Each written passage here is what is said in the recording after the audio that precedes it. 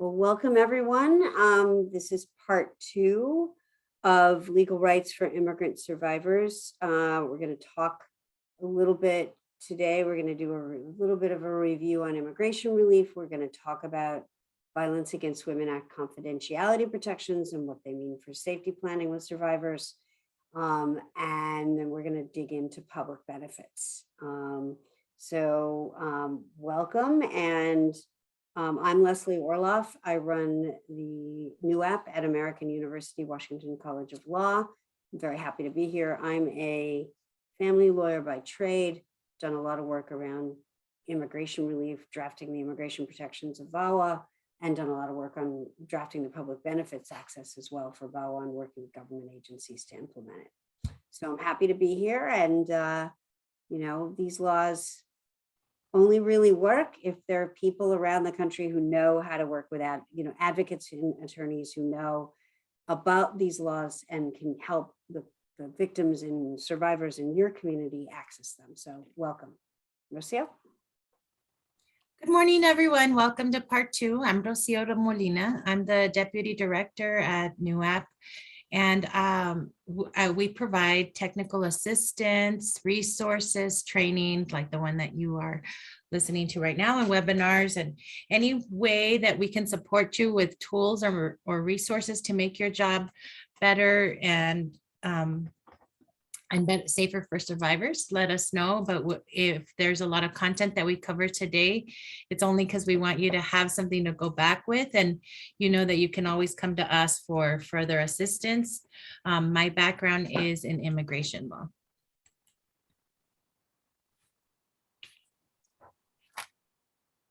And so today what we want we're going to, like Leslie said, do a brief overview of the immigration remedies. And we want you to understand how filing for these victim-related immigration benefits will expand and enhance the access to public benefits and the safety net services that immigrant and non-citizen survivors can have. We want you to be able to quickly identify which immigrant victims and their children qualify for what publicly funded benefits and services in New Jersey. And then we want you to learn about VAWA confidentiality protections and how they can protect immigrant survivors from removal. It helps them in their safety planning, and it'll help them secure and be able to access justice. So we have a small group today, and that's good. We get to ask each other questions and learn a lot about this topic. But if you guys are in the chat, can you type what best suits your profession? So A, or you could just write it all the word out if you feel typey. But A, victim advocates, or if you work in a coalition. B, if you're an attorney. C, prosecutor or law enforcement staff, or if you are system-based victim advocate. Or E, if you're other, and if so, please do share what it is that you do. So we have advocates on and an attorney. And that's who we have. Great. Well, we hope that we can learn a lot from each other. And we also have an immigration paralegal. Wonderful. Hi. Great. So as we get started, what I thought we'd do is start with the demographics of New Jersey. And it says New York, but it should say New Jersey. We didn't change the slide. Sorry about that. So what are the top 5 languages? Maybe you can type it in the chat as well that you're seeing in New Jersey. Where, languages other than English that are spoken at home. What are you seeing? Rocio, I'm wondering with a small group whether they could also unmute themselves and talk. Yeah, absolutely. So whichever you feel more comfortable doing. Yeah. So what do you guys think are the top 5 languages there in your community there in Middlesex that people speak at home? So Spanish. Go ahead. Yeah. I can't read the other word. Hindi. Spanish, Gujarati, Hindi. Like people are definitely agreeing with each other here. Yep, and so that is the top 3. You guys must have just been writing the grants applications and learning about your demographics, because that's sometimes very useful data for that. But yes, So let's see what you're seeing across the state. Leslie. I mean, New Jersey is a state where over 23% of your population are foreign born. What's interesting is almost 60% of them are naturalized citizens, and another 22% are lawful permanent residents. And just about 20% are the groups of people that we're going to be talking about who fall into this category of either having some kind of a temporary immigration status, or with or without a path to lawful permanent residency, or they're undocumented. New Jersey's seen a 40% rise in its immigrant populations over the past couple of decades.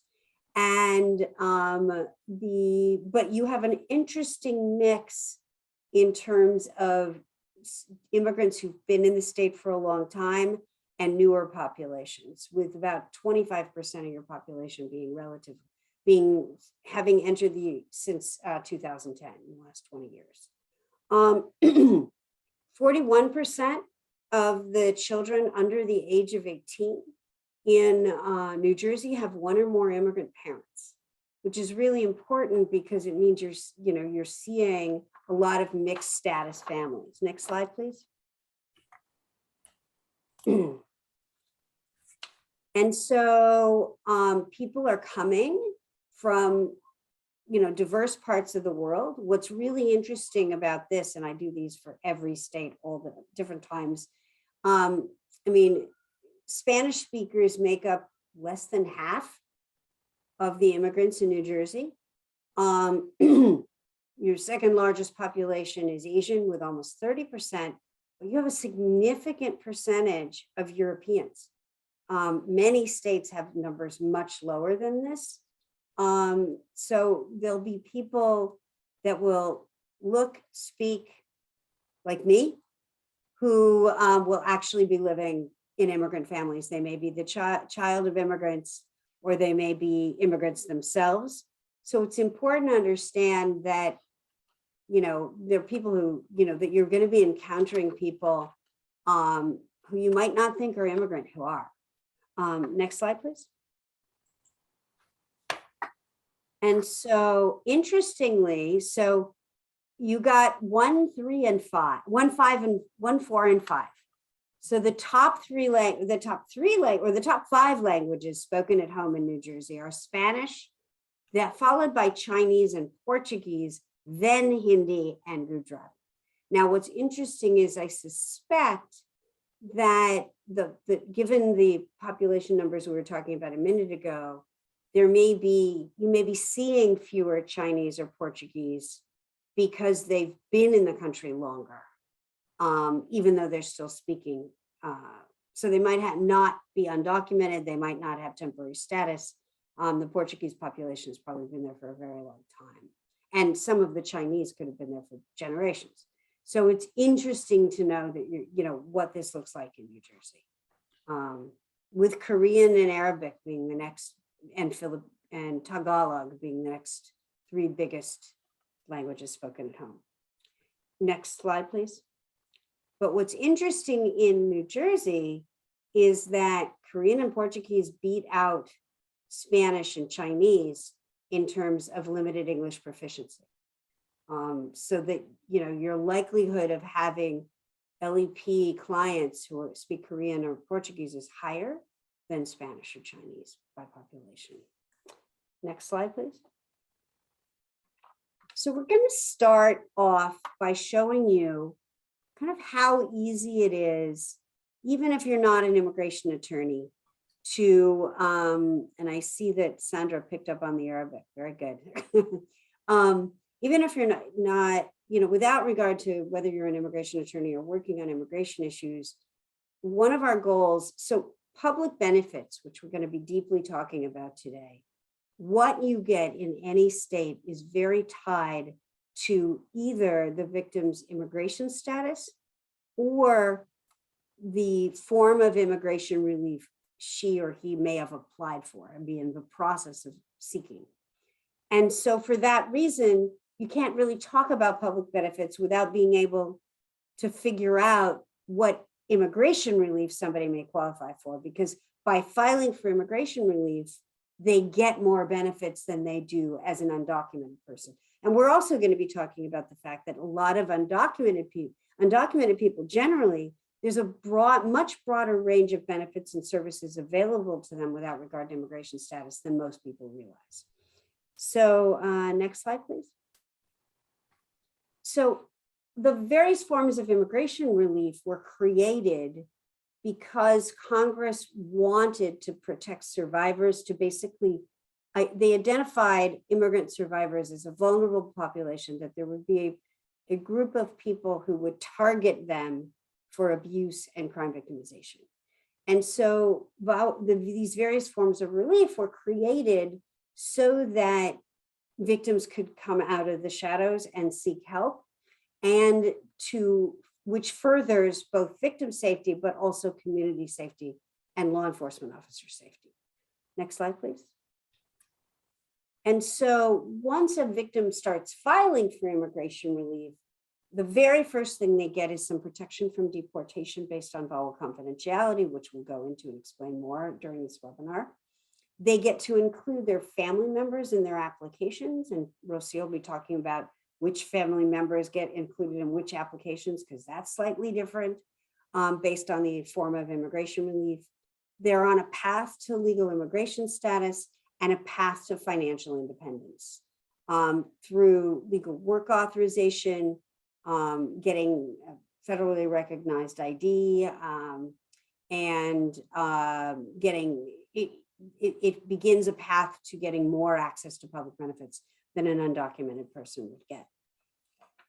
So the way I like to think about it, the next slide, please, is that, basically we call this the shield. It was developed by the Department of Homeland Security as an easy screening tool.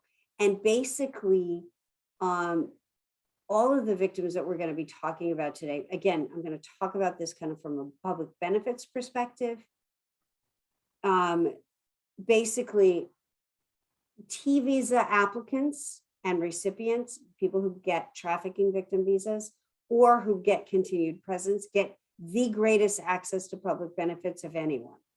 Next on this are asylees once they gain asylum, but it's taking a very long time for those asylum cases to be adjudicated.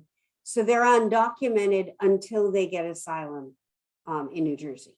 So again, that group, it depends on where their case is. The next greatest access to public benefits are VAWA self-petitioners and SIJS children. Both of them start getting benefits. VAWA's a bit more than SIJ. Very quick, with VAWAs, they begin getting public benefits 3 months after they file their immigration case. The group with the least access to public benefits in most states, and this does include in Jersey to a certain extent, and at the end of this, you're going to have a cheat sheet on New Jersey on all of these, and we're going to go into detail as part of this training today. But U visa victims always pretty much everywhere get less access to public benefits than the other groups I've discussed. So Rocio, I've talked about all these names and numbers and whatever. I'll just say that this slide, for those of you that know kind of the U visa criminal activities, you might recognize a lot of this, but we've combined essentially what's available through VAWA and T and U and special immigrant juvenile status, so that to basically say that anytime you encounter a victim who has suffered any of these criminal activities or any of these forms of abuse, they're eligible for immigration relief, and that immigration application will bring them swifter eligibility to public benefits. Rocio? So the first of these, and these are the one that has the more generous availability of public benefits and where you would become a qualified immigrant, is the VAWA self-petitioning. And they've shared when we've gone up to train the adjudicators, they've shared with Leslie that they very often see people applying for the U visa that should be VAWA self-petitioners. And the VAWA self-petitioners, they have the more access to public benefits and support services, and they also have a faster path to work authorization and to lawful permanent residency. So we want you to be able to identify this as one of the forms of relief, and probably the first one that you want to go to. So to be eligible for the VAWA self-petition, that person has to have been subjected to battery and extreme cruelty. And that doesn't limit it to acts that are criminal, and it doesn't limit it to physical violence. So they're looking at a whole range of behaviors, and we have great resources on VAWA self-petition if you want to learn more on that. The other is that the person that abused them or the perpetrator has to be a US citizen or lawful permanent resident. And they had to have that relationship, either spouse, parent, child of a person with status, or step parent or stepchild. And so there has to be that familiar relationship. The others, they had to have resided with them, and then there's no specific time period as to when, we don't need them to stay with them throughout the application, as long as they resided at one point. They're looking for someone of good moral character, and that can be tricky. So if you meet the other criteria, you definitely want to talk to an expert if you have questions about good moral character. The other, Can I just jump in here about that? Easiest way to think about this is if you're working with a victim with no criminal history and a victim who hasn't been going across the border back and forth and back and forth. If either of those things happen, if they have a criminal history, they've like multiple entries into the United States, you definitely need, we have some screening tools, but those are the complex cases. Other than that, an immigrant victim will be able to show good moral character fairly easily. Yeah, Jen shares, good moral character is such an interesting requirement, makes her think of the ideal victim, and right, there isn't. But actually, the good moral character is not requirement, not that hard to meet. And so I always, when I have questions about it or whether they're eligible, I really like to talk to someone else.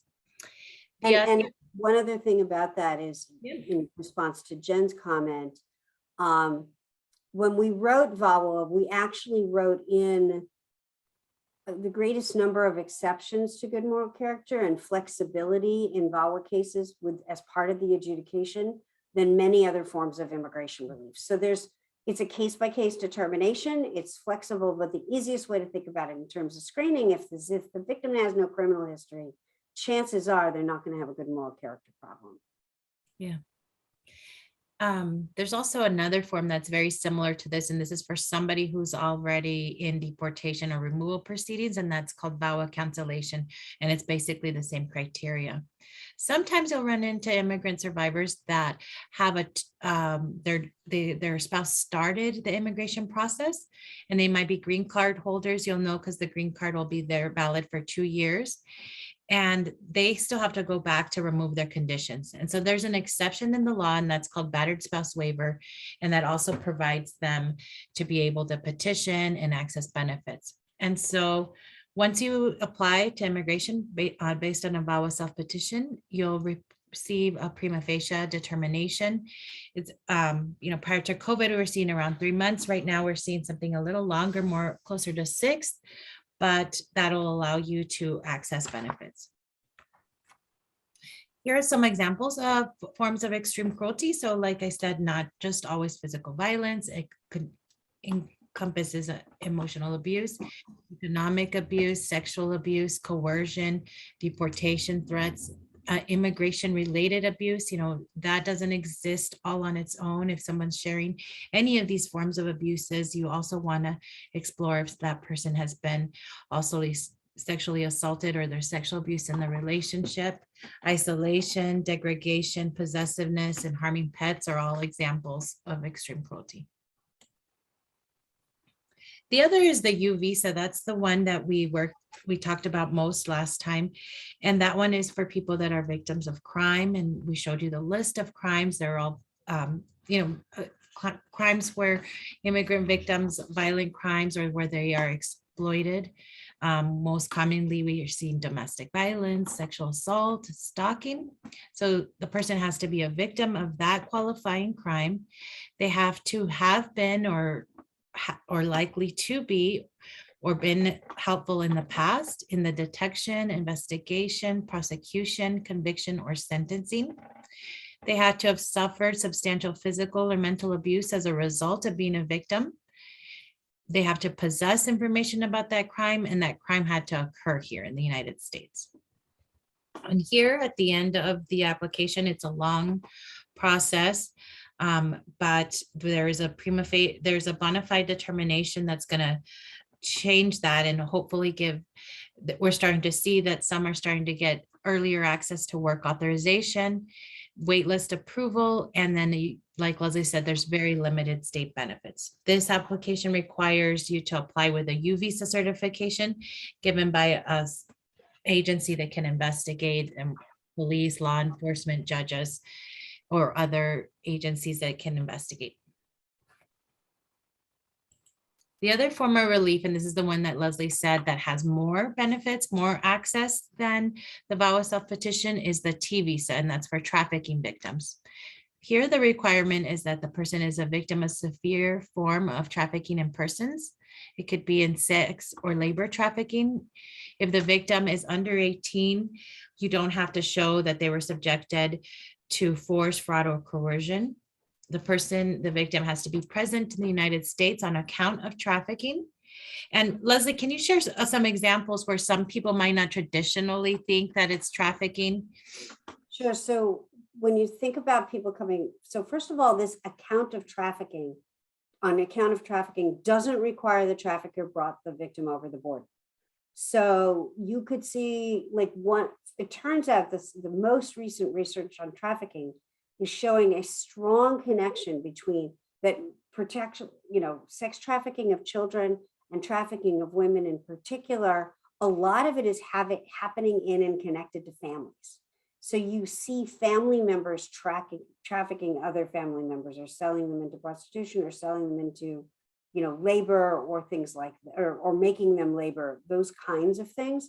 Another way to think about it is, I worked on a case in Postville years ago where an example of trafficking in the labor context was, like, the people had come to work in this poultry plant, and the owners would lock the door from the outside when they came in. And so they'd come in at 8 o'clock in the morning, and they didn't know whether they'd leave at 5 or 2 o'clock in the morning, because they couldn't leave until the door was unlocked. That's trafficking. They are, controlling and manipulating and taking away the free will of the victim.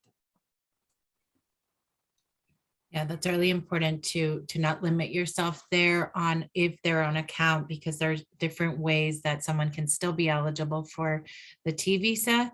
And I'll be honest with you, sometimes it can be tricky. So it's always good to consult with somebody. But if you think that they might, you're first on the ground there to identify them and help screen them. So it's good to know of this.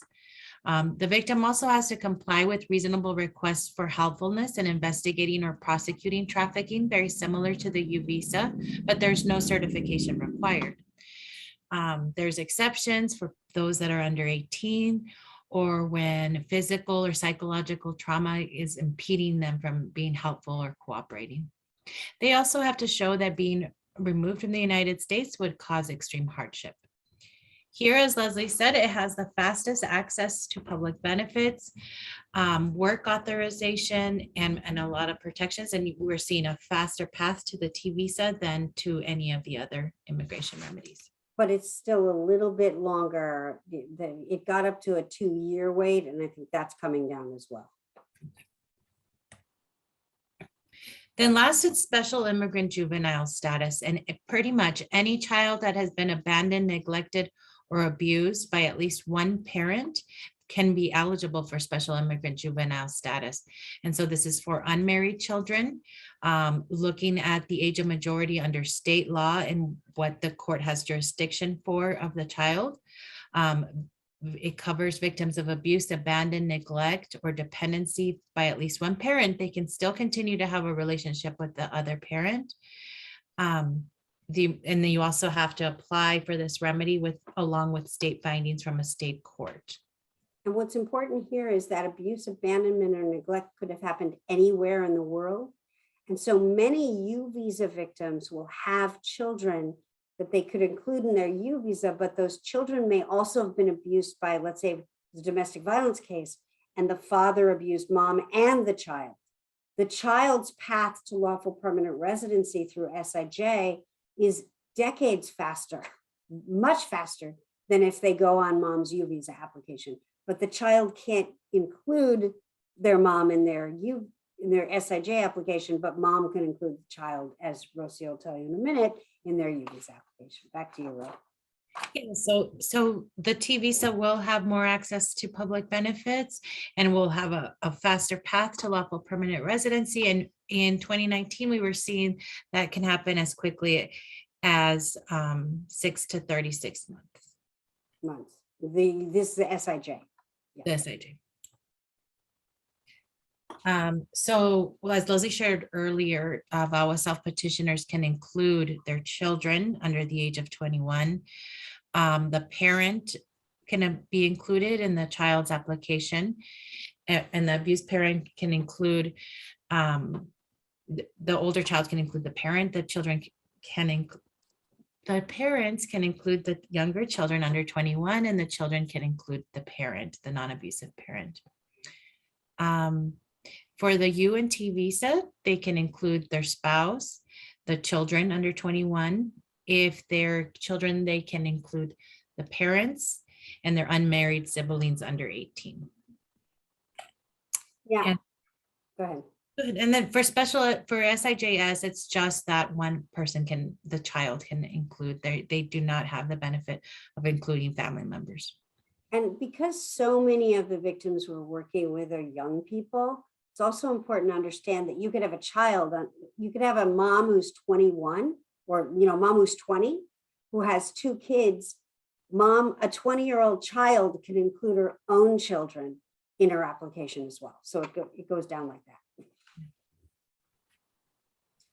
So let's see what this looks like when somebody comes into to us for help. So here's a little situation.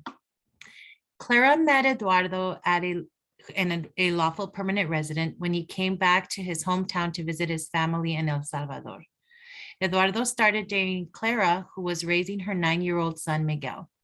After Clara became pregnant and gave birth to a baby girl, Lupe, Eduardo decided to bring Clara, Miguel, and Lupe to the US to live with him.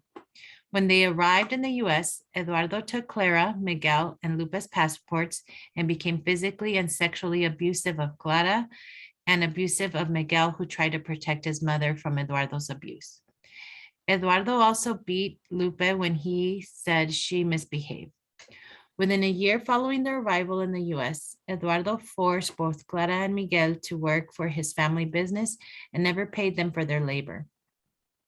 One night, when Miguel was 13 and Lupe was 5, Eduardo's rage left to severe beatings with a belt of Miguel and Lupe. When Clara intervened to protect the children, Eduardo strangled her until she passed out. The neighbors called the police for help.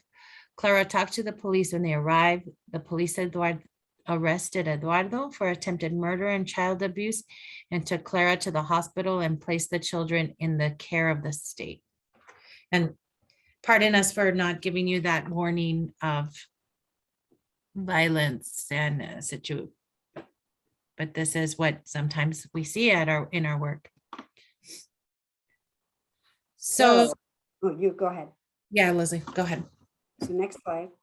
So that's the story. So let's talk about what forms of immigration relief you think, based on what we just told you, that Clara qualifies for. So if you could type your, wait. Okay. I went back to it in case they didn't remember who Clara was. Type your questions in the chat. That's fine. I'll hold this in front of you. Okay, so we're going to look to see what forms of relief Clara would qualify. And so the question is, does she qualify? So please type in the chat what you think. Does she qualify for a U visa? If so, type A. If she qualifies, does she qualify for a self-petition as a parent of Lupe? That would be B. Does she qualify for a T visa? That would be C. Or does she qualify for all of the above? And you can guess, it's okay. Part of what we're going to show you is how easy it is to see this. So I've got a D, I've got an A, there's a maybe C, a T. Couldn't she qualify to self-petition herself? That is a good question. Okay, so the answer is, so the trick to this, I forgot which option is everything, but all of the above, that's correct. So the answer is all of the above. And the answer, I think, Jean asked a good question, which is, could she self-petition? So what's missing from this story is that we don't know if Clara and Miguel ever got married. If they didn't get married, she can't self-petition. She can't self-petition for herself. She can self-petition as the mother of Lupe, who's an abused child of a lawful permanent resident, right? Or actually, she can get cancellation based on that. But the point is she can't, right? So what happens is that the correct answer is D. She qualifies for the T visa because she was forced to work in the context of a domestic violence relationship and didn't get paid for her labor. So it's a straight up trafficking issue where the abuse is the force in the trafficking and the coercion. That's number one. Number two, she qualifies for a U visa because she was a victim of abuse and she can self-petition as the parent of Lupe. If there's a marriage, she can self-petition on her own behalf as well. Okay, so let's go look at Miguel. I think Miguel's next. Yeah. So what does Miguel qualify for? Can he self-petition?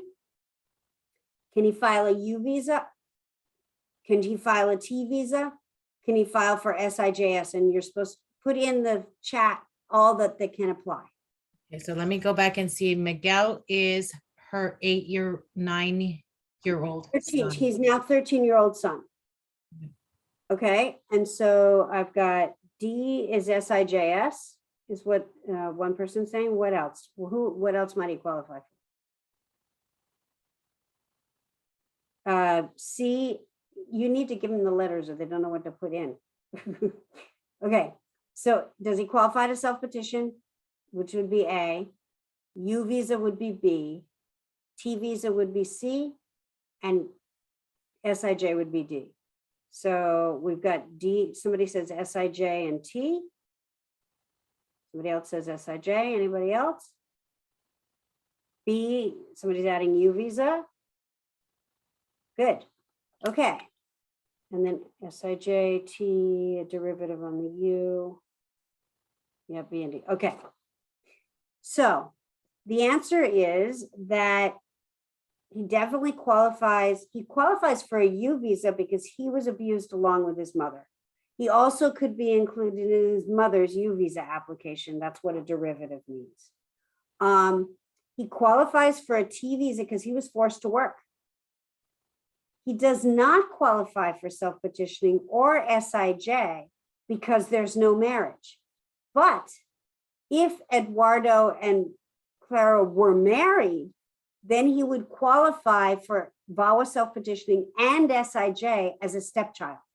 So stepchildren have the same rights as naturally born children in these cases. So if you have a stepchild, you always want to look to see if it traces back to a lawful permanent resident or a citizen, because then there's a form of immigration relief that's faster than the U visa for that child as well. Okay, last one, Lupe. What forms of immigration relief would Lupe not qualify for? VAWA self-petition, A. U visa is B. T visa is C. And SIJS is D. So there's one of these she doesn't qualify for. And Lupe is the daughter. The 5-year-old. 5-year-old. Okay, let's go forward. And Amy got the correct answer, which is the T visa, because she wasn't trafficked. But she does qualify, if you can go back to the list of the other three, she does qualify as a self-petitioner because she doesn't need a marriage. She's the daughter of a lawful permanent resident. So she qualifies. She qualifies for the U visa because of the beatings with the belt. And she qualifies for SIJ because so why does she qualify for SIJ? Anybody have an idea? Yes, Rocio? Yep, like Amy said, because the dad is abusing her.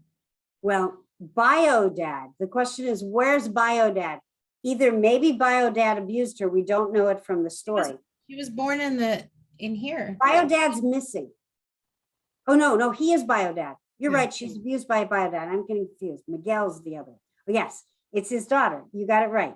So yes, she's SIJ because she's abused by her biological dad. Totally right. I got confused. Yeah, so as an immigration attorney, as I look at this, the first thing I want to see always is where this person was born. So here, my first clue was to look to see where Lupe was born. Then, like Leslie said, you want to see what relationship they have with a lawful permanent resident or a US citizen. And so at Clara, we saw we weren't sure. That's why I guess where we're going to screen and make sure we have a good question about that.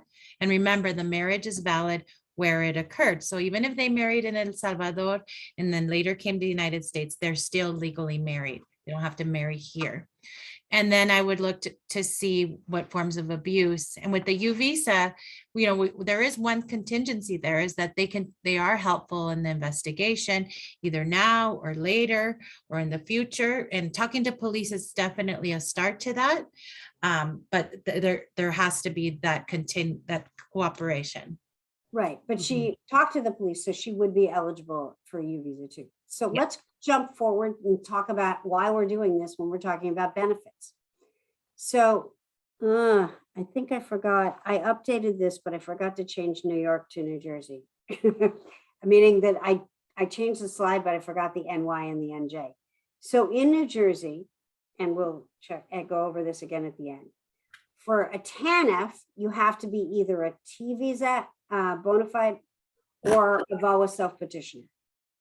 And that SIJ and U will take much longer for TANF in New Jersey. For SNAP, in terms of food stamps, if it's trafficking victims that get the fastest access in New Jersey. So it would be, if Clara filed the T visa and included the children, they'd all get SNAP. Or right, they'd all get SNAP. The children would get VAWA self-petition if they're VAWA self-petitioners. But you see, like this goes through all of a summary, and I will double check to make sure this is New Jersey, not New York, and I will get back to you and we'll send it to them again. But I'm pretty sure I updated this, and we'll go over it again at the end. But there's a great difference. For example, housing, public and assisted housing, T visas and VAWA self-petition get the fastest access. Same thing with post-secondary educational grants and loans for college.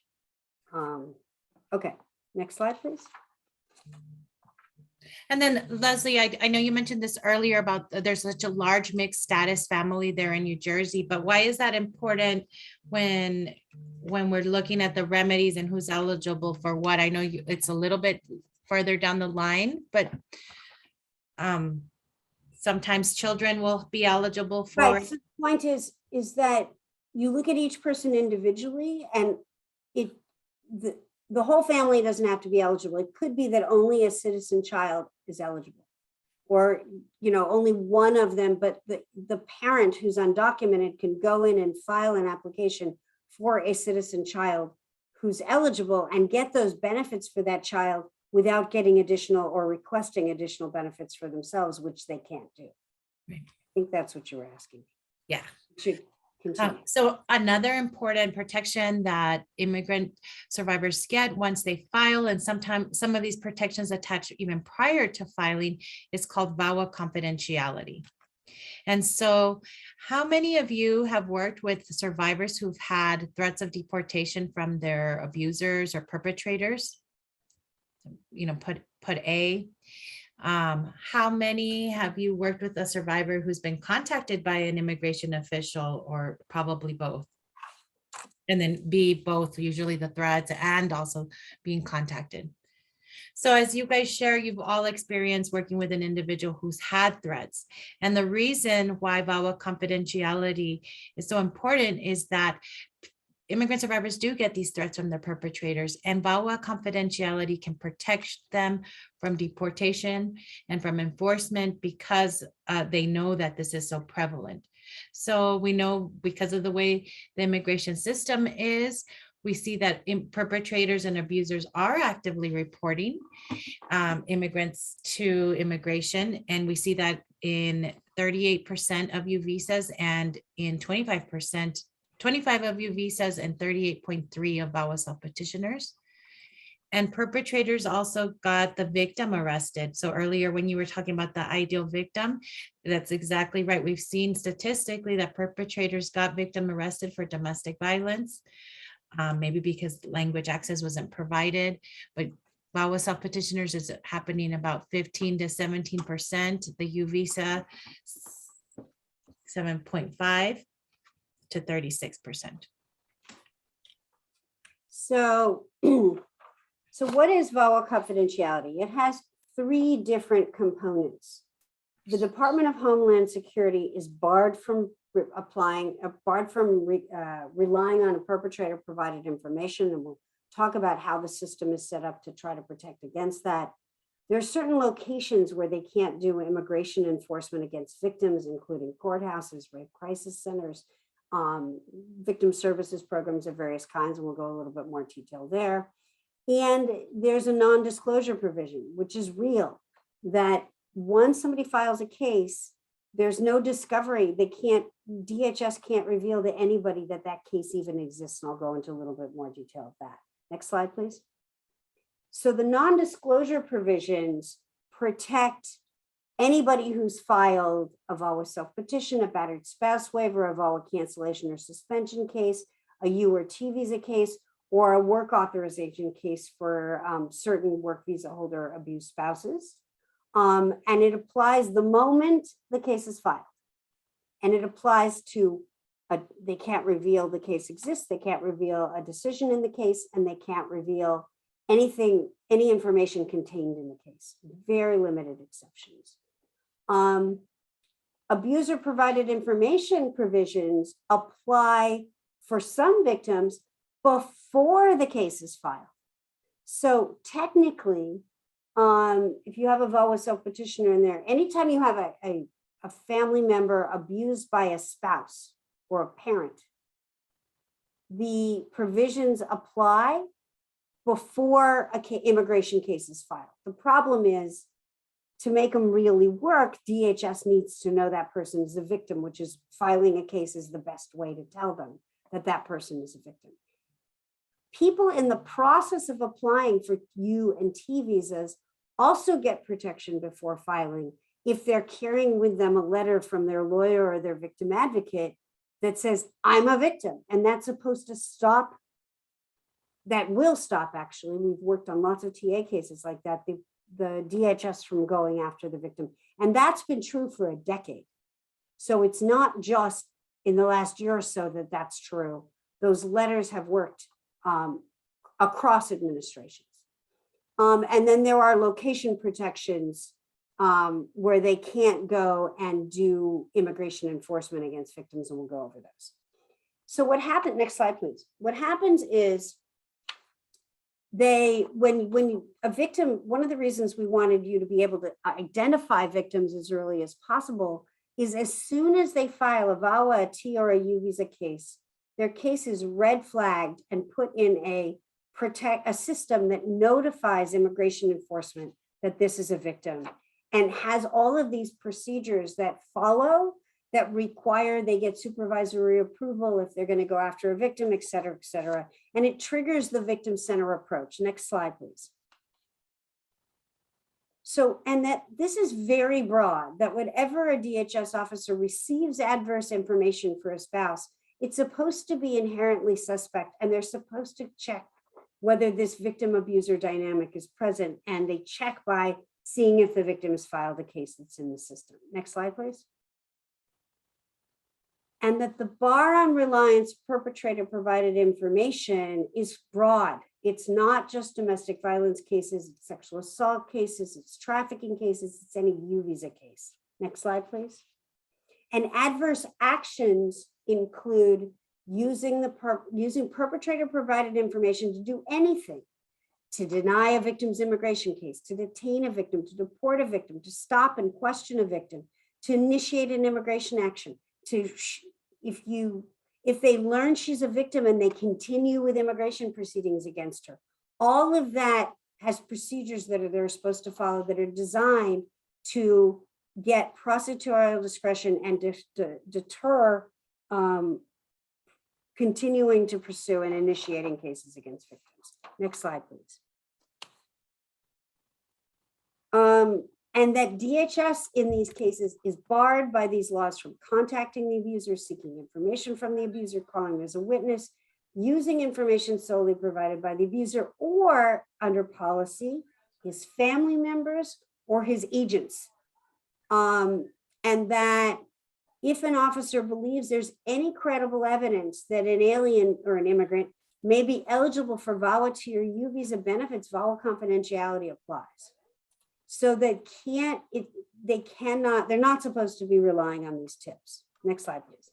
Leslie, do these remedies also apply to removal of condition clients that are have the battered spouse waiver based on battery or extreme cruelty?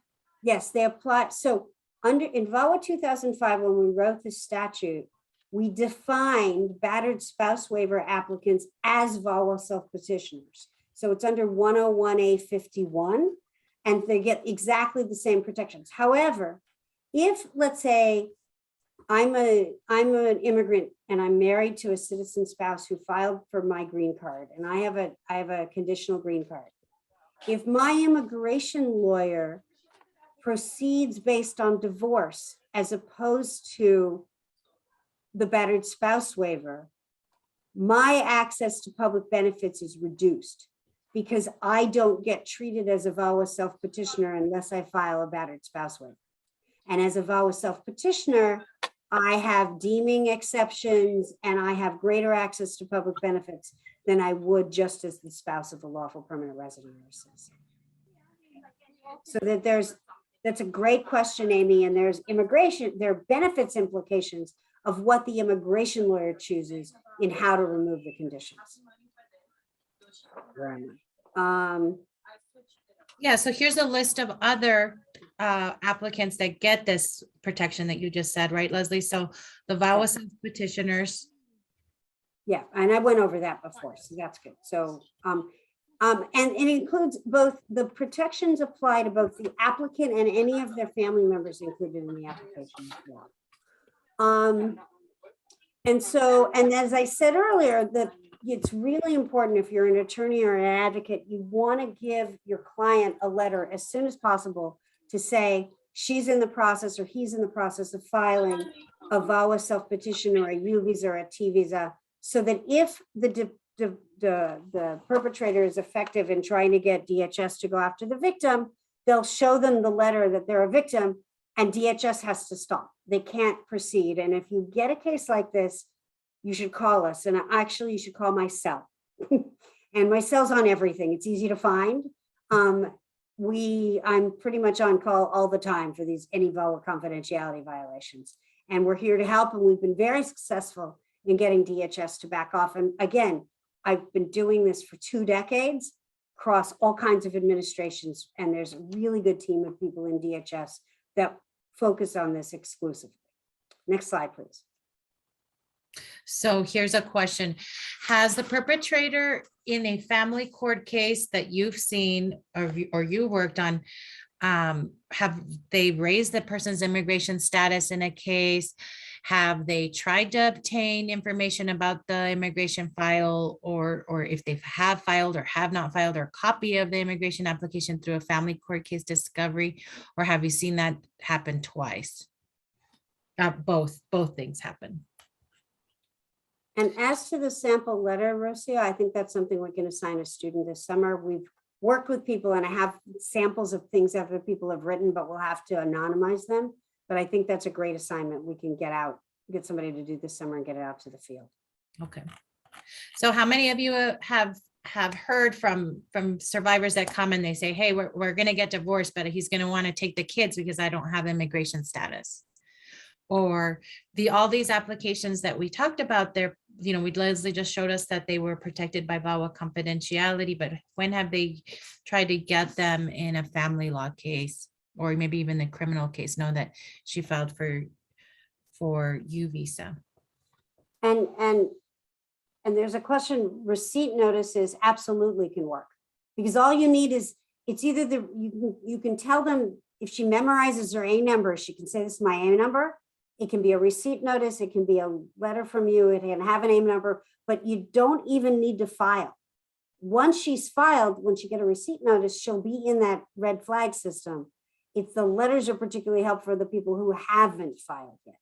And so we're seeing people say, Rocio, that they've seen him raise things in the immigration status, in a case. So let's go forward. So what happens is, next slide, is that basically VAWA, as I said, when there's a case filed, it's not discoverable in the family court case at all, ever, nothing. If it's a VAWA self-petition, it's not discoverable. It's a U visa or a T visa, it's not discoverable in the family court case. In a criminal case, the only thing that's discoverable is the certification itself or the declaration that was signed by the police or the prosecutor, because it's in the prosecutor's purview. But that's all that's discoverable. Next slide, please. And we have all the case law and everything on this. Should you run into an issue, there's great cases from the cross country on this. Next slide, please. And I just wanted to point out, sometimes in the technical assistance that we do, we run into prosecutors or district attorneys' offices that might want to wait to sign the certification until the end of the case because they're nervous about discovery. But we also have great tools on that, on how they can overcome that, and we can support them for that, because we want victims to apply for these remedies as soon as possible, because that's the closest and fastest way for protection for them.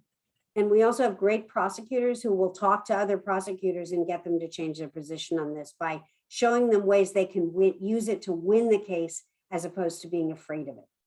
I'm going to keep, Rosie, I'm going to keep going fast because there's a lot of benefit stuff to cover. So I'm plugging through this. Okay. So VAWA, so these are the sensitive locations where victims are protected from immigration enforcement. Shelters, rape crisis centers, courthouses. Everybody actually is protected against courthouse enforcement right now, but this is a statutory provision that lasts forever. If a DHS officer, next slide please, violates any of these VAWA confidentiality protections, they can be disciplined and personally fined. Next slide please. And the Department of Homeland Security has recently expanded the protected locations to include schools and daycare centers and healthcare settings and places of worship and all kinds of, and we have a really good tool that Rocio, we should provide them, that we wrote for judges. It's called VAWA Confidentiality at a Glance, and we can make sure that it's part of their materials. And it's a one-pager where you can see the sensitive locations where immigrant victims are protected and what courthouse enforcement DHS rules are about everyone, all in one page. So best practices, make sure we're screening as early as possible, giving survivors a letter, letting them know that they have a pending case. And in some cases, you're going to have to strategize and maybe apply for immigration relief first. So think about it in the protection orders with service, divorce, custody, if they have to travel or flee to another state, especially when the survivor is having immigration threats. And I'll just say that particularly for the lawyer on the call, and for the paralegal, those of you that are working on immigration cases, when I last trained the Vermont Service Center adjudicators, we told them that we're telling the field to apply early and apply soon, and that they may see more skeletal applications. You want to file an application that's sufficient to meet the bona fide or prima facie determination threshold, but beyond that, it's better to get VAWA confidentiality protections. You've got to file quickly. And what they asked us to tell the field is that they strongly prefer. So if you do that, if you file a quick application because there's a divorce case that's going to be contested and you want to get the protection, as soon as you can pull the information together with the more details that you would provide in the full application, send it in as soon as possible. Do not wait until you get the RFE. Don't wait for the request for further evidence, but send it in so that when the adjudicator gets to that case in line, it's fully, it's fully briefed. You have in it everything you'd want to have. So now we're going to turn for the last 28 minutes, according to my clock, and we're going to dive into the details of public benefits and services available for immigrant survivors. And we're going to start with what everybody can get without regard to immigration status. Next slide, please. So all immigrants can access legal services, family court, they have language access rights, they can get protection orders, help from police, they can win child custody. I can't tell you how many hundreds of child custody cases I won representing undocumented immigrant victims against their clients, against their husbands or spouses or boyfriends. They can access WIC, shelter, transitional housing, crime, VOCA funding, all kinds of different benefits and services, things that their children qualify for, as I mentioned earlier. Next slide, please. I don't understand, Rosia, okay. Rosia, how much time do we have left? I think we have a half hour, correct? We're only at 56 minutes. So you actually have a little longer because I'm going by the recording time, not the hours. So just letting you know as so you know to pace yourself. Okay. Not fast. So directly you're going with all the required. How many minutes left I have, that would be useful. Okay. So I think you're saying 35 minutes. 5. Okay, great. So I can go a little slower. So so the first thing we want to talk about is the Attorney General's list of required services. So these are services that are available to anybody without regard to immigration status. They're things that are offered in kind at a community level, not based on an individual's income and resources, and are necessary to protect life and safety. So, for example, can they raise their hands? I don't know if you can raise your hand. Yeah, I think you can raise your hand. Raise your hands if your program would turn away the mayor's wife or the wife of the richest man in town who was a DV or sexual assault victim. Does income have anything to do with the services you provide for immigrant victims? So Sandra is saying you would turn them away? People are saying no. Exactly. So if the service has nothing to do with the income and that it's equally available to somebody without regard to immigration status, then it's open to everybody. I mean, if it's equally available to everyone without regard to income, then it's open to everyone without regard to immigration status. And so examples include, next slide, please. And this that are open to everyone includes elementary and secondary school lunch programs, WIC, immunizations for communicable diseases, emergency Medicaid. And we'll get to more about that in a minute. Next slide, please.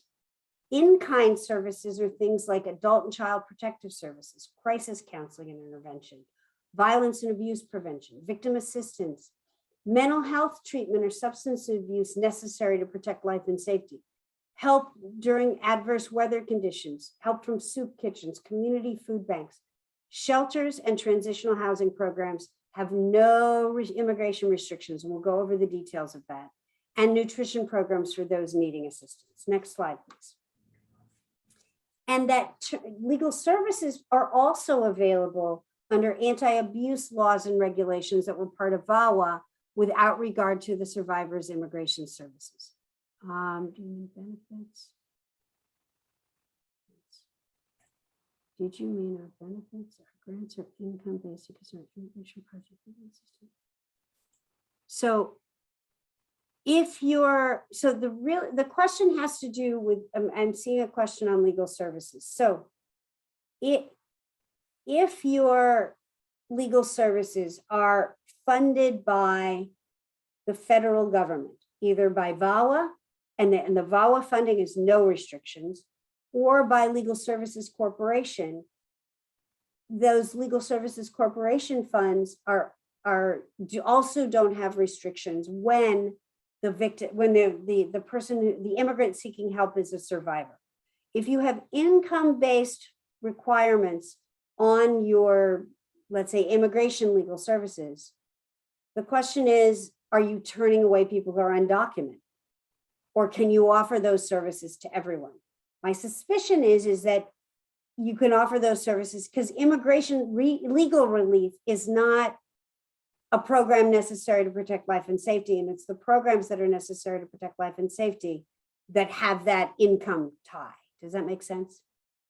So, okay. So you can offer it to everyone. That's exactly right. Okay.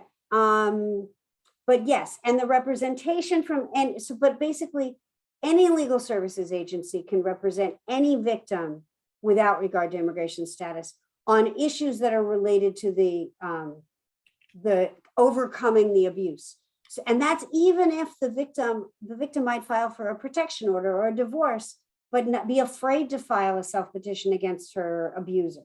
It doesn't, yeah, right. It doesn't have to be that they only get immigration legal assistance with this. It's any kind of assistance that helps overcome the abuse. Next slide, please. Yeah, that was just that one, just if you go to legal aid and they say we can't help them because they're an immigrant, they have to have social security numbers. What Leslie's saying with this slide is that that's not true. If they're coming in because of domestic violence, child abuse, sexual assault, human trafficking, or any of the crimes of the U visa, they cannot help them. Exactly. Next slide, please. And so the other thing is that when a parent or a guardian or grandma or auntie, whoever's taking care of the child, can go in and seek benefits on a child's behalf without regard to their own immigration status.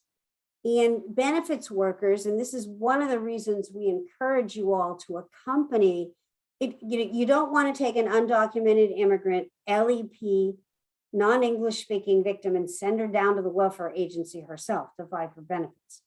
Because two things are going to happen. They'll ask her questions they're not supposed to ask her, meaning they're not supposed to ask her about her own immigration status or social security number if she's not applying for benefits for herself, if she's only applying for her child. But there are also sometimes victims will qualify, like VAWA self-petitioners or Ts. And if you don't have an advocate there, they'll get denied because they're making assumptions based on her last name about what she qualifies for. So it's really important to accompany victims and know that children qualify and parents can help them apply without regard to their status. Next slide. Yeah, on our web library, Leslie, you can share the link while I explain, but we have this great map and it's interactive and you can find out what public benefit anyone is eligible for, and it goes through the different columns: T visa, asylum, U visa pending, undocumented. And this is a great resource we have available in our web library. These are the different types of benefits that this map covers. So we get really deep into the different types of support services that we know are crucial for immigrant survivors to access. There's a lot of misinformation that maybe because they don't have immigration status, they can access benefits, but you'd be surprised what they can. And our public benefit map is there to support you. It goes state by state. We cover even VOCA, Victims of Crime Act and post-assault health care, emergency Medicare, forensic exam, prenatal care. And then we give you the citations and detailed charts. So if you run into something with the agency and you're arguing that they are eligible, we can provide you the tools and the citations and the materials to show them that you are eligible. And like said, I was just going to say, and we're in the process, and we did New Jersey first, actually, of updating every state's public benefits charts to 2022.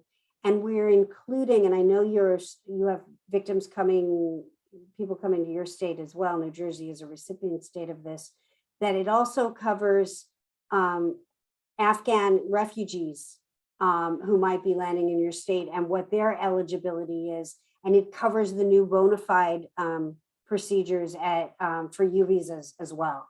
So it's very up to date and includes all the citations and that have all been checked and the links and everything else. Yeah, and share this Feel free to share this with all your partners. All of our materials, our resource, our slides, the recording, share this, because the stronger that people are and know, the more people can access, because support services are very crucial to escaping the abuse and being safe. And so let's go to the next section on this. And it's, what would you take with you? And you can't say Leslie, or to go to a public benefits agency with an immigrant survivor. And so are you going to take with you a copy of the state and federal benefits statute? And I know you're going to pull that out from our map. Would you take the DHS document showing how the victim's eligible? So that receipt notice that one of you brought up earlier. Would you take relevant state and federal policies? Or D, all of the above? Yeah, you want to take everything. You want to make a little file beforehand and have a plan, and already talk to the survivor about what questions they can answer and what kind of questions they're going to anticipate. And let me just say, one of the things that is important to note is that the kind of questions they ask, right? So technically, not technically, according to the law, but sometimes what's written on paper someplace is not what happens in reality. So under law, if a benefits agency wants to ask, let's say Clara is filed a self-petition. She's married to him. She's filed a self-petition and she's going in to get benefits for her and the kids. And, or maybe, yeah, let's just say whatever. And she's going in to get food stamps, which only the children qualify for. Clara doesn't qualify for necessarily. If the benefits worker wants to ask Clara about her social security number and her immigration, her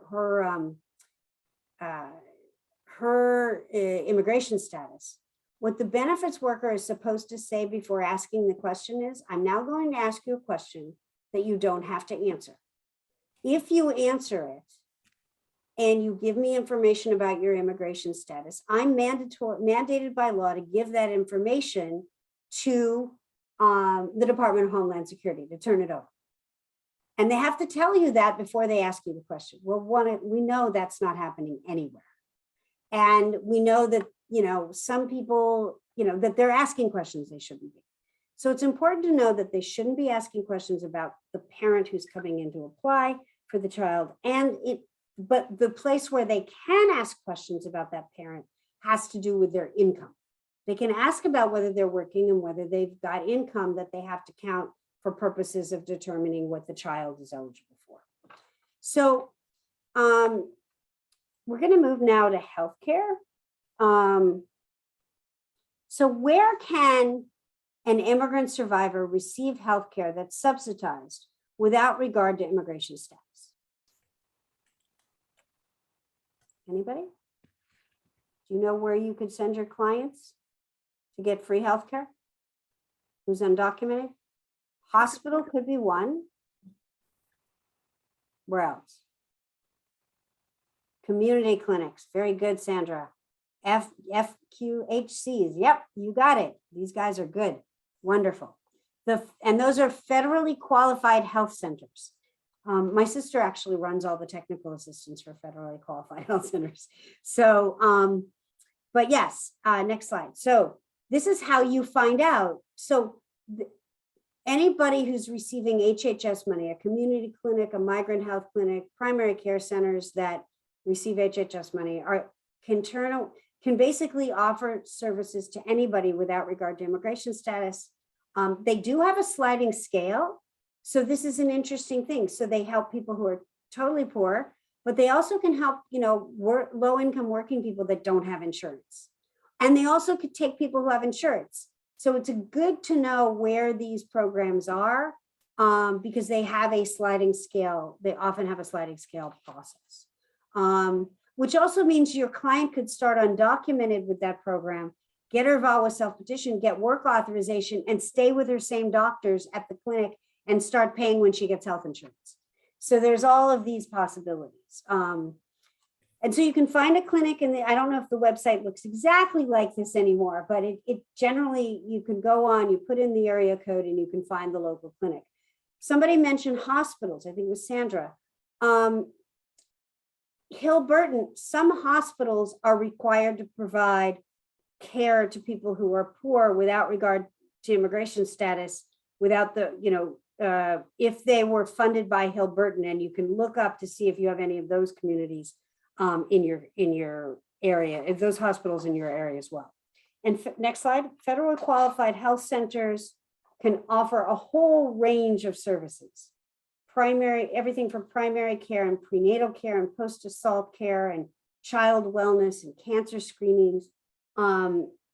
If you look up, we have our post-assault healthcare chart on our website, and maybe, I think it's in the materials, Rocio might be able, maybe at the end, we'll make sure you get the link. Because if you look at our post-assault healthcare charts, they'll give you all the VOCA requirements to get VOCA funded healthcare in your state. Next slide, please. So they also are eligible without regard to immigration status for emergency Medicaid, which is available where persons need treatment for medical conditions that are with acute symptoms, where that would place the patient's health in serious jeopardy, result in the impairment of a bodily function or an organ or a part. And this includes COVID-19 testing or treatment. What else might it include? What else jumps out at you as the most common way some of the survivors you work with may be getting, using emergency Medicaid? Anybody? Is it pregnancy, Leslie? It's not pregnancy, Oh. but prenatal care is covered in New Jersey. It's childbirth.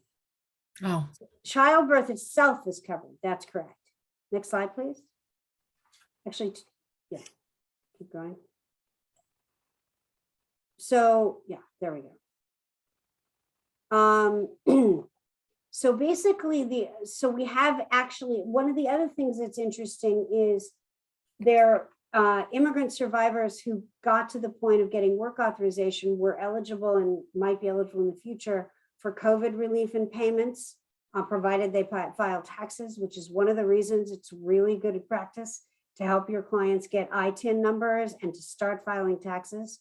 So if things like COVID relief come along, if they've got work authorization, they're eligible, even if they're undocumented, even if they haven't gotten their green cards yet. And they're also eligible, next slide, for unemployment insurance. That if they have legal work authorization and they worked in a qualifying agency with legal work authorization, they can qualify for unemployment insurance. Next slide, please. so now let's talk about housing. So undocumented immigrant survivors have also a legal right to shelter and transitional housing. Let's do another quick poll. So if you have worked with an immigrant victim who was turned away from transitional housing, why were they denied transitional housing? A, because they didn't have work authorization. B, because of an immigration status. C, because they weren't able to show lack of self-sufficiency, or D, all of the above. Have you guys ever heard or a survivor told you that they weren't able to go into a shelter or type of transitional housing? And if so, were these any of the reasons? Okay. So I have gotten a technical assistance call where they haven't been able to stay at the shelter. And the reason they told us was because they didn't have immigration status. But we actually hear of all of the above, and that's certainly not the case. As of August 2016, the housing providers cannot turn away immigrants based on their immigration status from emergency shelters, transitional housing, or rapid rehousing programs. And this applies to Violence Against Act. This all comes from the Violence Against Act, the Family Violence Prevention and Service Act, from VOCA, the Victims Crime Act, and from HUD, the program's Emergency Solutions and Continuum of Care programs. Right. So basically, anybody who has any of these forms of housing, any of these forms of funding, they cannot restrict their programs to immigrants only. They can't restrict immigrant access to their programs based on immigration status. Next slide, please. And the Office of Special Needs at HUD spelled out the various different kinds of programs that are open to all persons without regard to immigration restrictions. Next slide, please. And that any program that gets any federal money, if they turn immigrants away based on immigration status because they're undocumented or they think they're undocumented or they don't have a green card or whatever the reason is, it's race discrimination, it's national origin discrimination. And so those programs could lose their funding because of the violating anti-discrimination provisions. Next slide. So now what we're going to do is that's what everybody gets. I'm sure you didn't expect me to be talking this long about all the things that people get who are undocumented. Now we're going to talk about how what victims receive grows, gets more, greater, what they're eligible for when they begin applying for immigration relief. So these are the forms of benefits that are tied to immigration relief. And so in the benefits world, you know, us lawyers, we have all these crazy names for things, but there are things called qualified immigrants. And those are immigrants who are eligible for federal public benefits and state public benefits. They include, welcome, I'll be off in like 20 minutes. Okay. They include lawful permanent residents. So for SIJ children and U visas, they only become qualified immigrants when they get lawful permanent residency. So for SIJ, that's like, they usually get it within 1 to 3 years of filing. But U visas, it could be over a decade. It could be a very long time. Refugees and asylees are eligible, as are Afghan humanitarian parolees. VAWA self-petitioners are eligible for this, as Rocio said earlier, about 6 months after filing. Trafficking victims also eligible about 6 months after filing. And same thing with continued presence. Who's not eligible, who are not qualified immigrants include asylum applicants, DACA, U visa folks, work visa holders, and the undocumented. Next slide, please. So what an immigrant gets, which benefits they get, depend on the following: immigration status, when they enter the United States, what benefits are offered at the state level, and whether they meet, there's certain programs like SNAP and TANF that have higher, and SSI that have higher program requirements. And I'm going to walk you through this. So first of all, to be a federal public benefit or a state public benefit, so the only programs that are restricted as a matter of law have to fall into the definition of federal or state or federal means tested public benefits. One of those three definitions. A program or a service is not restricted, is not a federal public or state public benefit unless the payment is made directly to an individual, a household, or a family eligibility unit. This is why all of our shelter services, all of our victim services, those payments, the federal money is going to our agencies. It isn't going directly to our clients. So there's no restriction on our services. It's only when it goes to an individual household unit, a household or family eligibility unit. Next slide, please. So, and examples of the federal public benefits are things like, you know, retirement benefits, TANF, welfare benefits, subsidized healthcare, and actually even the ability to buy health insurance on an exchange is restricted. Disability benefits, post-secondary educational grants and loans, public and assisted housing, food assistance, unemployment assistance, let's see, food assistance, unemployment assistance, and driver's licenses are considered state public benefits, believe it or not. Next slide, please. So the list of people who are qualified immigrants is actually quite broad. It includes lawful permanent residents, refugees and asylees, Afghans with humanitarian parole, trafficking victims who have got a bona fide determination or a T visa, VAWA self-petitioners. Those are and VAWA self-petition, cancellation, and suspension, people where they or their children have been battered or subject to extreme cruelty by their U.S. citizen or lawful permanent resident parent. The definition for public benefits of this actually, though, is a little bit broader, as we'll go into in a few minutes. Next slide, please. So this is a partial list of the kinds of public benefits once you're a qualified immigrant you get. Public and assisted housing, supportive housing for the elderly, post-secondary educational grants and loans, access to all subsidized childcare, including TANF-funded childcare. If you, let's say, are taking in the child of your sister because your sister's a drug addict or whatever, you can get foster care payments. You can't receive foster care payments unless you're a qualified immigrant, but if you're qualified, once you're a VAWA self-petitioner and a qualified immigrant, you can receive foster care payments for that child. But this is an example of the breadth of things you can get. Next slide, please.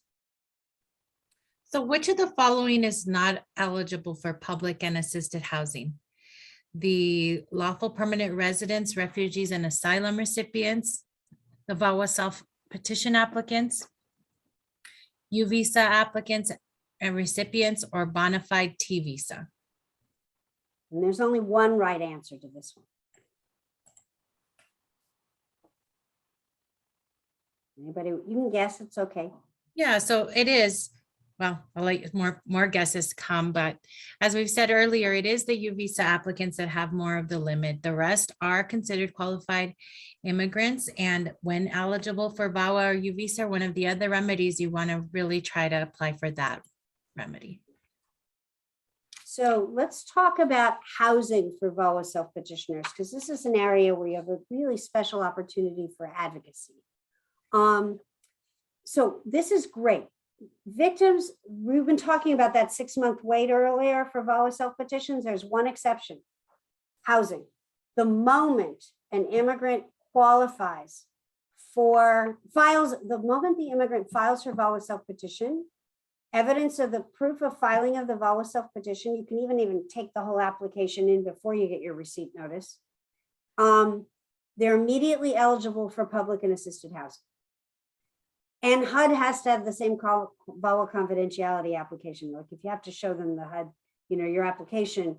And so, which means if a victim is living in public or assisted housing with her abuser, she files the self-petition, she can throw the abuser out with a protection order and stay in the unit with the same amount of money because she can get the payment the abuser was getting for the unit because she's a VAWA self-petitioner. She also can, it's a reason that if you're working with VAWA self-petitioners, one of the first things you want to do is put them on the public housing waiting list, because they only have to get their they have to have their VAWA self-petition filed by the time a unit becomes available. So, and this provision covers VAWA self-petitions, VAWA cancellation, and it covers those cases where the husband an abuser filed the immigration case for the victim and that's been approved. So you can have let's go back to Eduardo. Let's say Eduardo came to the United States, they got married, and he filed a spouse petition for Clara. But that case has been approved and they're waiting now to get her green card. From the moment that's approved, she can file, even if she doesn't file a self-petition, she can qualify under these VAWA self-petitioning protections for HUD. Next slide, please. And we've given you a little cheat sheet that I won't spend a lot of time on here, but this is step-by-step because the computer system that the public housing authorities use to verify eligibility aren't going to work the same for VAWA self-petitioners and trafficking victims as they do for other immigrants.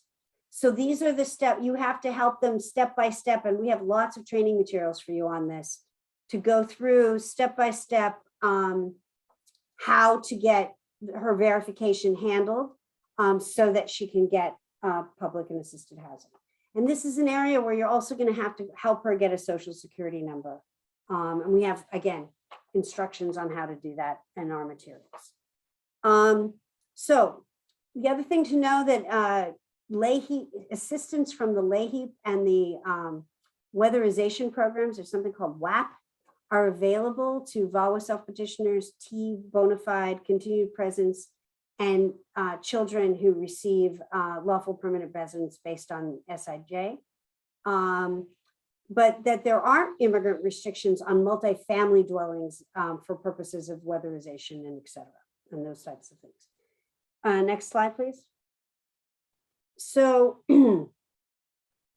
driver's licenses under the Real ID Act, you can't get a federally recognized ID until you have, this is the point for each type of case of which they can get a federally recognized ID. It's approved VAWA self-petitioners.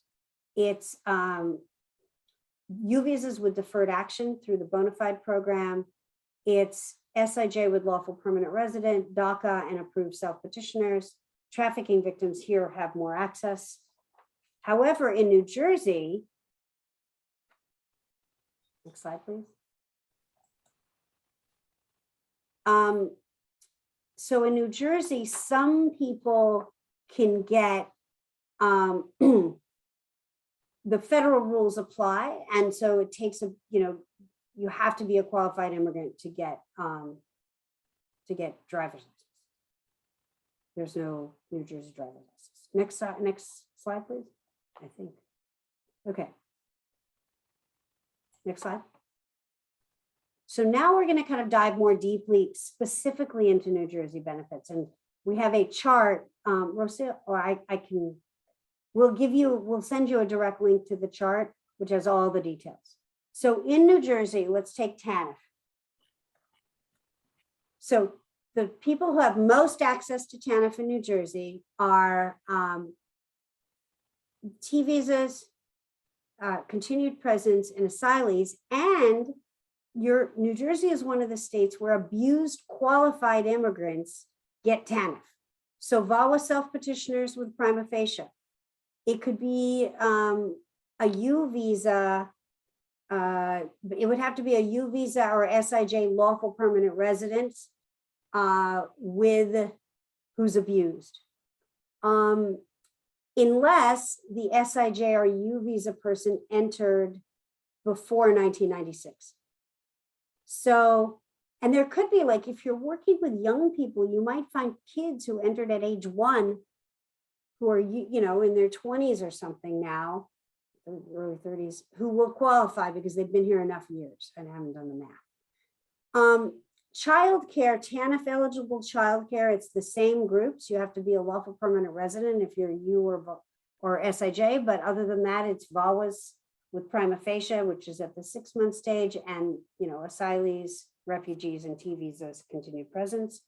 Childcare Development Fund, again, this is said New York City, so we're going to take that part off.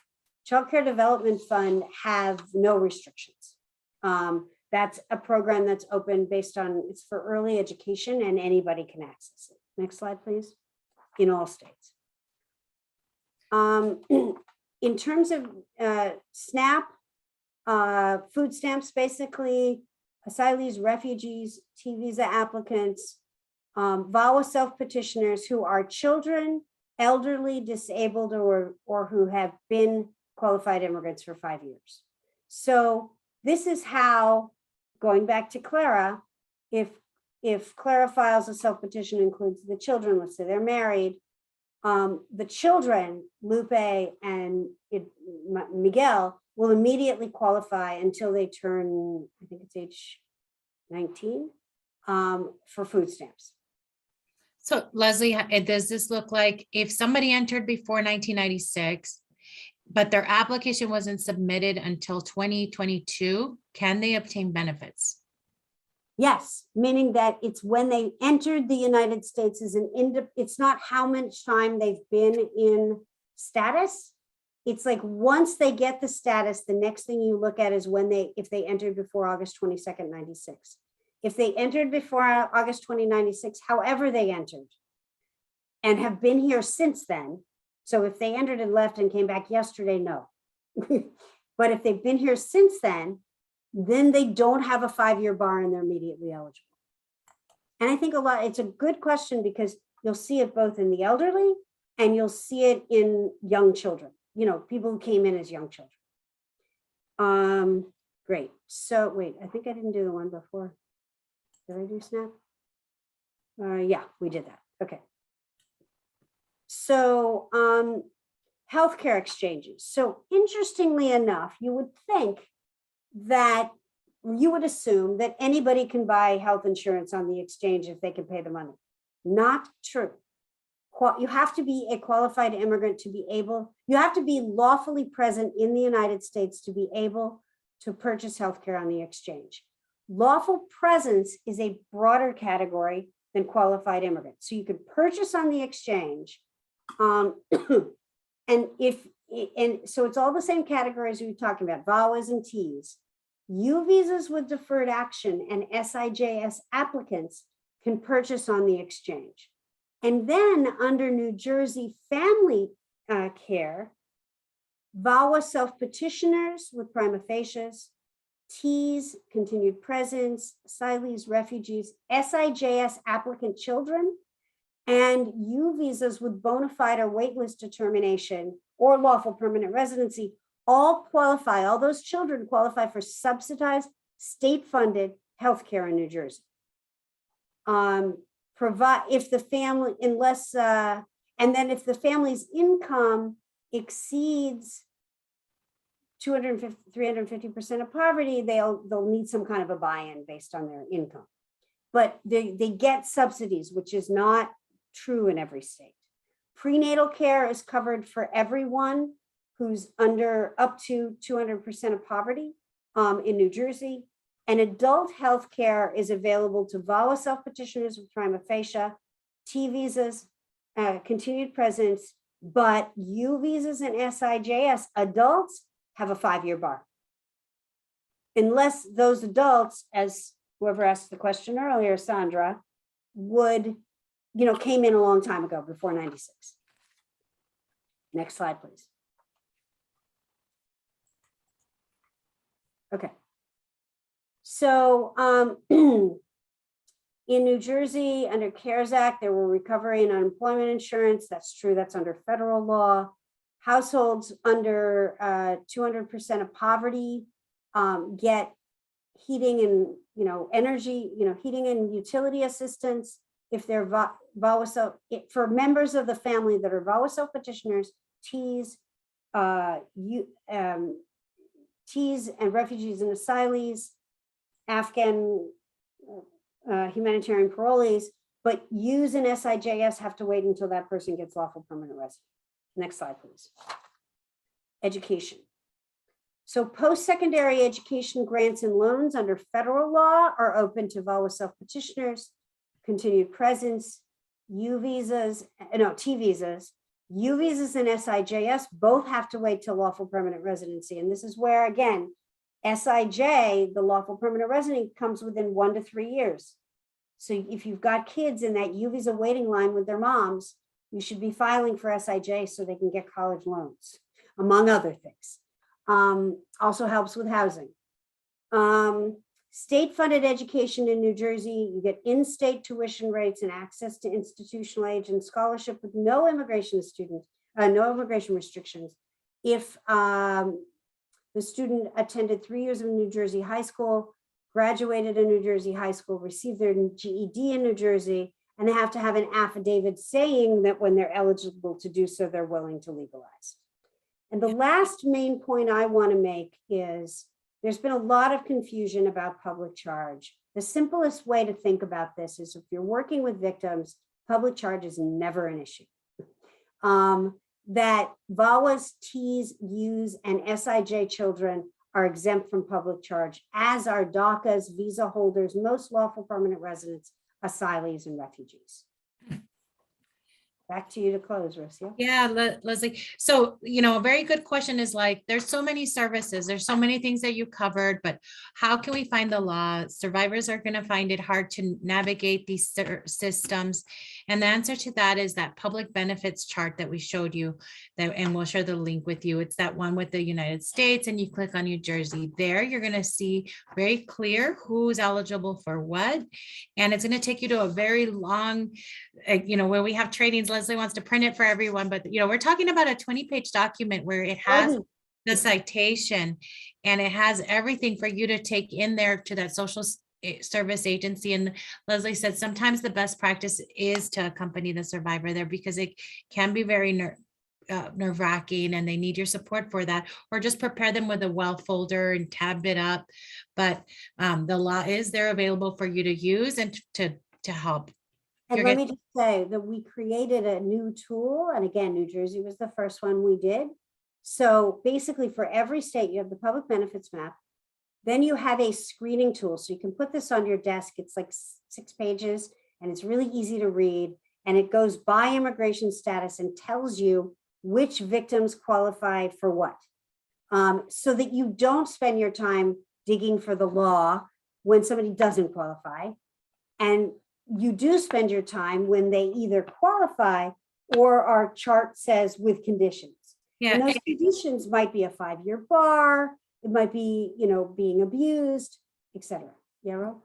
Yeah, somebody asked, what is public charge? And we should have explained that that means that some people, in order to be an immigrant into the United States, that you have to show that you're not going to be a burden on the US government, that you're not going to rely on them to survive.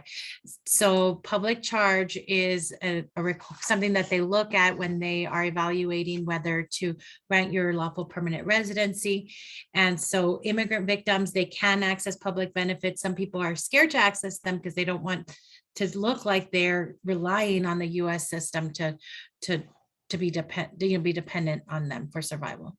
Right. And in addition, the regulations that were supposed to go in place in the last administration have been struck down by this administration.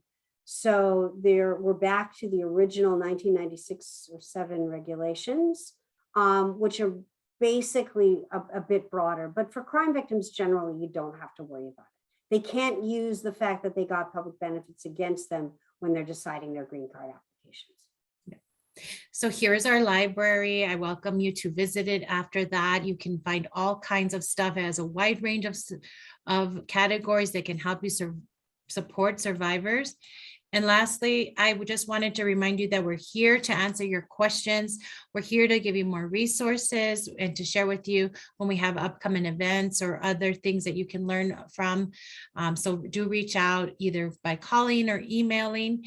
And we hope that we can continue to work with you and support you with your work. And we thank you for the work that you've already done and for sharing with us so much today. In these 2 sessions, we've got to learn from each other. And I'll let Leslie say a couple words as we wrap up. Thank you. Don't hesitate to call us for technical assistance. Dig into the materials and start using them. If you have, just like the example was, do we have a sample letter for people to take on the confidentiality issue? Just ask us and we can create it. That's what we're here to do. So look forward to continuing to work with you in the future. And thank you for your time and attention today. Thank you. Bye-bye. Bye-bye.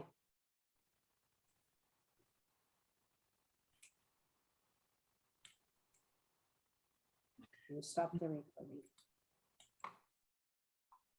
I stopped the recording. Can you help me with the chat, Leslie? Taking it down? Yeah, I will. And I think somebody wanted, okay. Yeah, the recording didn't stop yet. Yes, it did. Your screen says it's still going.